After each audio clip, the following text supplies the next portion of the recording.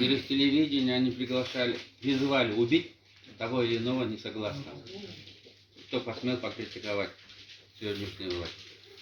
И вот политический террор пришло, можно сказать. Выборы еще не закончились, они говорят, пришло наше время. Что они будут теперь править Кыргызстаном. Говорят, байки, дайте нам править страной. Вот такие люди хотят управлять страной и определить судьбу народа. Две события полностью дискредитировали сегодняшнюю власть. Это выборы, это работа Центральной избирательной комиссии и так называемые боевики, которые якобы защищают право избирателей, результаты выборов. Центральная избирательная комиссия еще не подвела результаты выборов, а они для себя считают, что это завершено. Они определяют, оказывается, результаты выборов. И они, оказывается, защищают таким образом голоса избирателей. Ни один из них не мог мне ответить, за кого вы голосовали. Я задаю вопрос. Они не могли определить. Но они достаточно политически подкованы. Если бы они сказали, они бы выдали себя, своих заказчиков, своих хозяев. Их цель была ясной. Таким образом терроризировать общество, пытаться уничтожить инакомыслие. Я думаю, что, вы видите меня, как я спокоен, как я уверен. Конечно, я не мог драться 70 молодчиками, но они не испугали. Жаль, что они украли мой телефон. Именно украли. Подло и низко. Прошу вернуть. Потому что там есть личные данные. Фотографии, семьи, мамы и тому подобное. И еще раз на русском обращаюсь. Будьте мужиками, верните мне мой телефон. Тем более он старый, Samsung, стоимостью 10 тысяч сомов. Они вам не имеют. Для вас этот телефон не имеет никакой цены. Если только вы не отдадите в руки спецслужб.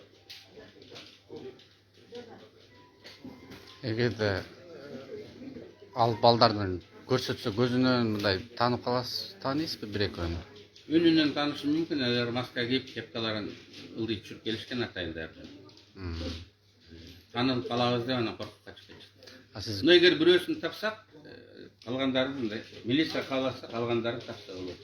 Эми баары соучастниктер, баарын иш козгоп отургузсаңар болот. Это пострашнее, это преступление пострашнее, чем так называемая попытка переворота, да? Это запугивание общества, это террор, установление бандитского правления. Это непосредственная угроза конституционному строю Кыргызстана.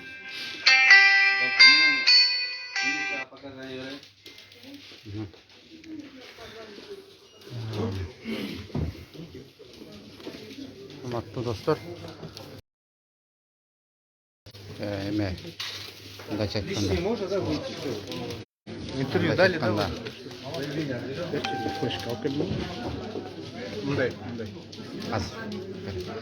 урматтуу достор, азыр биз партиядебиз. Эми да мындайча айтканда 70 бала бир ишиге келип алып кол салган катындык да. Мен ошолорго айтып элем. Катындар депчи.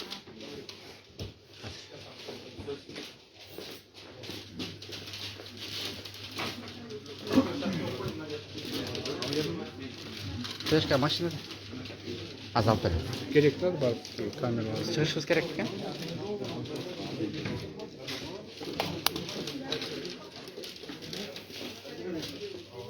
Калсак болот, а? Жок, сейчас. Все Университет чыгабы, э? Да, потом поговорим. Чыгып кетелем, ол петличка сизде болсун, Ренат аке. Флешка алып келе алайын, э? Флешка алып келейинчи. Вот.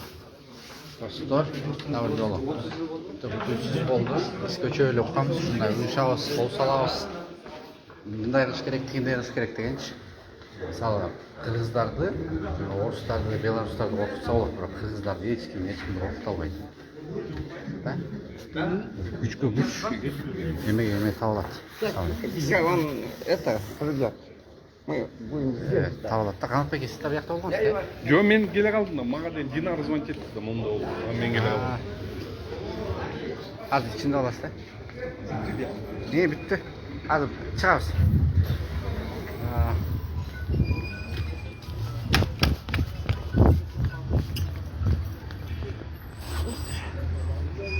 Достор, мындайча айтканда, жанагы 70 бала эми заказ аткарып атат, акча аткарып атат, бирок ошону ким главары болсо уюштурган.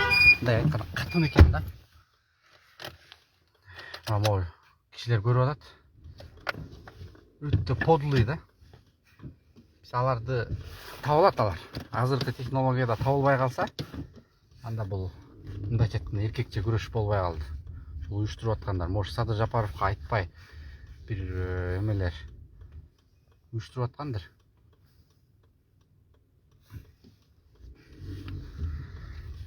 Күтүүсүз кол салуу бул мындай.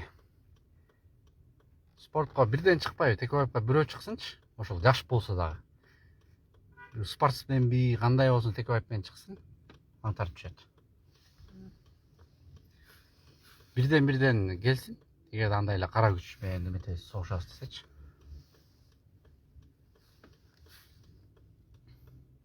Азыр дагы биз киребиз азыр.